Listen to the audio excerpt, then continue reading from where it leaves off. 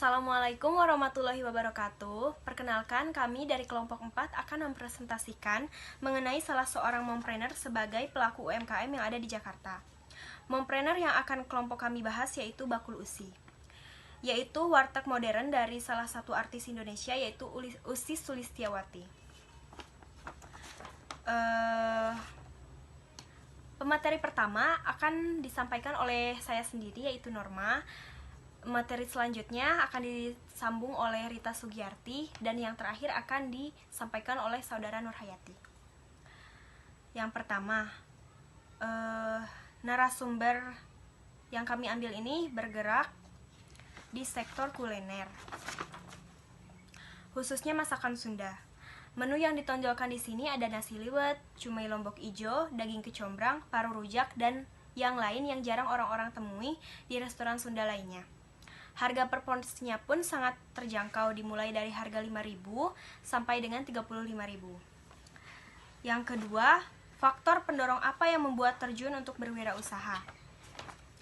Jadi dia ini memiliki cita-cita memiliki usaha kuliner yang memiliki cita rasa Indonesia sejak lama. Namun mimpinya baru terwujud pada bulan September 2018. Dia mengaku hobi memasak saat sedang hajatan di rumah. Untuk bagian terakhir di bagian saya, karakter pribadi seperti apakah yang saudara temui dari narasumber tersebut? Nah, kelompok kami menjawab bahwa yang kami temui dari usaha atau mompreneur ini, dia memiliki rasa percaya diri, berjiwa kompetitif karena tidak mau menggembar-gemborkan di awal namanya. Dia ingin bahwa yang lebih dikenal itu adalah masakannya, bukan namanya yang sebagai artis. Dia berani jika menu masakannya yang ada di wartegnya itu diadu dengan tempat makan lainnya karena semua menunya berdasarkan resepnya dia sendiri. Sini saya akan membacakan untuk poin yang D ya, yaitu hambatan-hambatan apa sih yang dialami oleh mompreneur ini. Sebagai mompreneur ini pasti dia punya kesibukan di pagi hari, seperti memasak, membuat sarapan untuk suami dan anaknya, kemudian menyiapkan peralatan sekolah yang akan dibutuhkan oleh anaknya, menyiapkan segala peralatan yang memang akan dibutuhkan oleh suaminya nanti. Kemudian dia juga harus membereskan pekerjaan rumah ya. Setelah dia selesai beres-beres, otomatis dia bisa melanjutkan tugasnya yang selanjutnya gitu. Jadi sebagai mompreneur ini dia harus bisa memilih mana yang harus lebih diprioritaskan dan mana yang harus dikesampingkan. Seperti contohnya hal kecil aja ya, dia alangkah baiknya ketika akan memilih lokasi tempat usaha itu mungkin akan lebih baik jika tempat usahanya itu tidak jauh dari rumahnya, atau bisa juga dia memilih lokasi tempat anaknya bersekolah itu tidak jauh dari lokasi tempat usahanya itu. Jadi sewaktu-waktu ketika dia sedang mengantar anaknya ke sekolah, tiba-tiba ada masalah di tempat usahanya, dia bisa langsung datang ke tempat usahanya, dan agar jaraknya itu nggak terlalu jauh, jadi bisa bisa cepat ditempuh lah gitu. Jadi biar bisa seimbang antara dari mengantar sekolah anaknya, kemudian dia mengurus tugasnya yang di tempat usahanya ini gitu. Jadi sebenarnya sebagai mompreneur ini tugasnya sangat berat sekali ya, nggak semua orang itu bisa menjalankannya karena tantangannya cukup berat.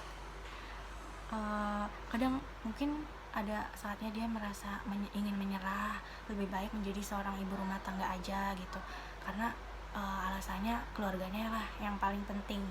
Tapi sebaiknya jangan menyerah dulu sih, karena di luar sana juga ada banyak orang yang membutuhkan dan bergantung pada usaha yang mom ini dirikan gitu. Jadi jika bisa bermanfaat bagi banyak orang, kenapa tidak gitu kan. Tapi balik lagi sih, dia harus bisa mengatur mana yang harus diprioritaskan dulu dan mana yang harus dikesampingkan gitu. Kemudian seorang mompreneur ini juga tidak tidak hanya punya tekanan di rumahnya produknya saja ya, dia juga bisa punya tekanan kayak komplain dari kliennya atau beberapa masalah lainnya yang ada di tempat usahanya itu.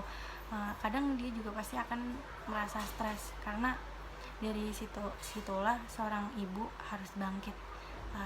Dia harus bisa mengatur atau harus mampu mengambil keputusan terbaiknya dengan mempertimbangkan keluarga, logika, perasaan, dan egonya.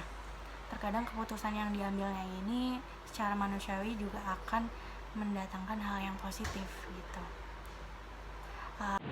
Menurut kami, wirausaha yang kami bahas berkolusi milik Usi Sustewati ini itu tergolong strongly sukses committed, yaitu wanita yang memandang kewirausahaan sebagai peluang.